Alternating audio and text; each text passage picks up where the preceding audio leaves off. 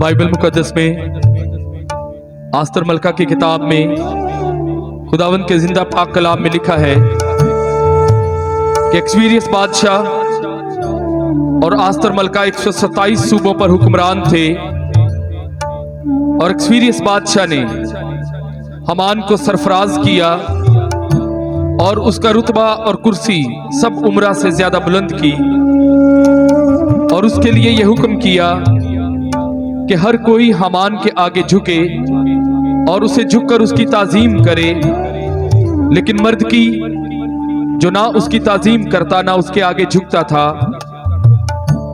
जब हमान को इसका इल्म हुआ तो उसका गुस्सा शदीद भड़का, लेकिन उसने सिर्फ मर्दकी पर ही अपना हाथ चलाना अपनी शान से नीचा समझा, क्योंकि तमाम दरबारियों ने मर्दकी की कौम उसे बता दी थी। सो हमान ने यह मंसूबा तैयार किया कि एक ही दिन में, एक ही वक्त में 127 सूबों में जितने भी यहूदी आबाद हैं सबको एक ही दिन में, एक ही वक्त में कत्ल किया जाए, उनको नेस्तो नाबूद कर दिया जाए, उनका मालो असबाब लूट लिया जाए। जब मर्दकी को इस बारे में इल्म हुआ तो उसने अपने सर में राख डाली और अपने कपड़े फाड़ डाले और टाट ओढ़कर जोरदार आवाज से चिल्लाने लगा। वो बादशाह के महल में भी गया, लेकिन चूंकि बादशाह के महल में टाट पहने कोई नहीं जा सकता था, इसलिए मर्दकी को वापस भेज दिया गया। जब आस्तर मलका को इल्म हुआ कि मर्दकी इस हाल में है तो उसने अपनी सहेलियों को भेजा कि जाओ जाकर दरियाफ्त करो कि ये क्या मामला है, और फिर उसने अपने मशीर खास को भी मर्दकी के पास भेजा कि उस पर से टाट उतार लें और उसे लिबास पहनाया जाए, लेकिन मर्दकी ने इनकार किया और एक खास दरखास्त और एक हुक्मनामा आस्तर मलका के पास महल में भेजा, जिसे रफाकत खवातीन वुमेन्स फेलोशिप वो आपके सामने ड्रामाई सूरत में पेश करेंगी।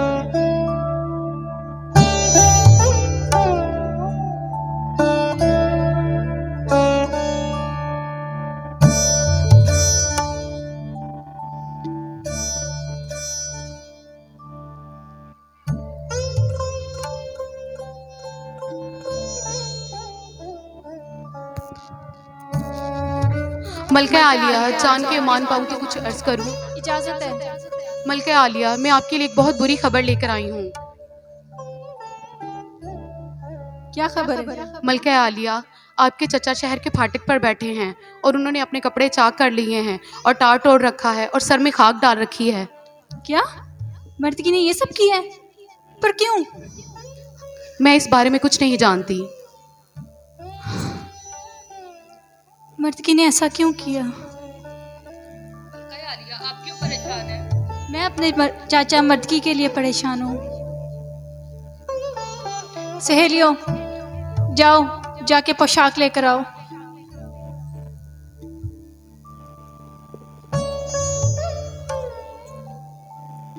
ये पोशाक लो और जाके मर्दकी को देना और कहना कि टाट उतार दे और ये पोशाक पहन ले।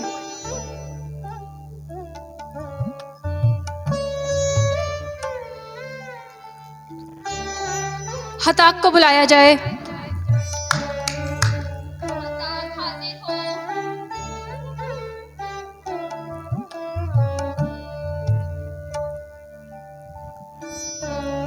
मलिका आलिया, आपने मुझे याद फरमाया। हताक, जाओ और जाके दरियाफ्त करो कि मर्दकी ने ये सब कुछ क्यों किया है और इसके पीछे क्या सबब है, और आकर मुझे खबर दो। जैसा हुक्म मलिका आलिया। मर्दकी को ये सब नहीं करना चाहिए था।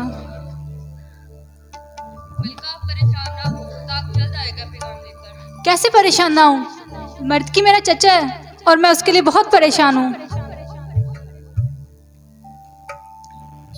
और हताक मर्दकी के पास गया और मर्दकी जब उसे मिला तो उसने वो हुक्मनामा जो हमान ने बादशाह से कहकर तैयार करवाया था और जिसके ऊपर बादशाह के हाथ की अंगूठी की मोहर भी दर्ज थी, वो उसने हताक के सुपुर्द किया और आस्तर मलका को एक खास दरखास्त भी भेजी।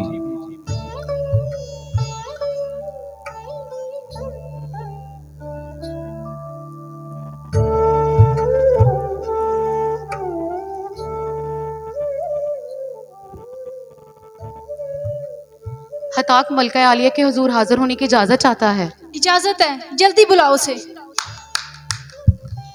हाजिर हो।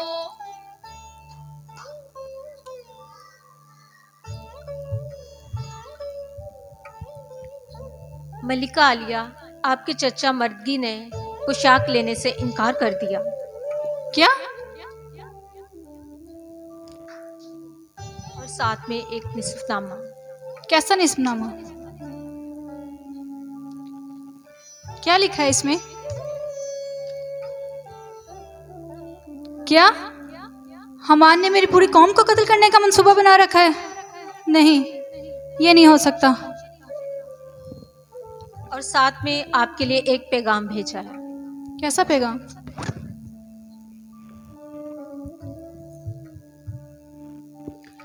कि तू अपने दिल में ये ना समझ कि सब यहूदियों में तू बादशाह के महल में बची रहेगी, क्योंकि अगर तू इस वक्त खामोशी इख्तियार करे तो खलासी और नजात यहूदियों के लिए किसी और जगह से आएगी, पर तू अपने बाप के खानदान समेत हलाक हो जाएगी। और क्या जाने कि तू ऐसे ही वक्त के लिए सल्तनत को पहुंची है। नहीं, ये नहीं हो सकता। मैं अपनी कौम को ऐसे मरते हुए नहीं देख सकती। मैं जाऊंगी बादशाह के हुजूर और जाके मिन्नत करूंगी, फरियाद करूंगी कि बादशाह हमारी कौम पर रहम करे।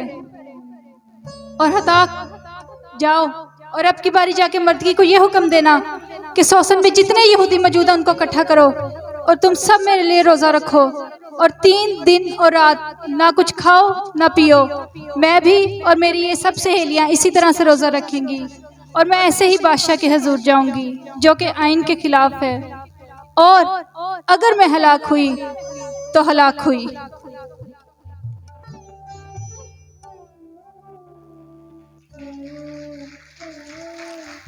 सुनो सहेलियों, ये सारा सिंगार उतार दो।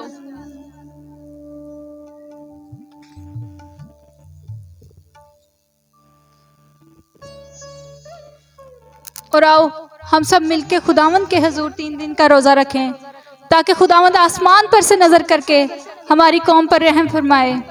आओ हम सब दुआ करें। आस्तर मलका ने मर्दकी को यह पैगाम भेजा कि जा और सोसन में जितने यहूदी मौजूद हैं तुम 3 दिन और 3 रात तक ना कुछ खाओ ना कुछ पियो। मैं और मेरी सहेलियां भी इसी तरह से रोजा रखेंगी और ऐसे ही मैं बादशाह के हुजूर जाऊंगी जो आइन के खिलाफ है। और आस्तर मलका ने 3 दिन और 3 रात का रोजा रखा और फिर वो बादशाह के महल में गई और बादशाह के हुजूर हाजिर हुई और वो बादशाह की नजर में मकबूल ठहरी और बादशाह ने उसकी बात सुनी और आस्तर मलका ने अपने खानदान को और अपनी कौम को बचा लिया।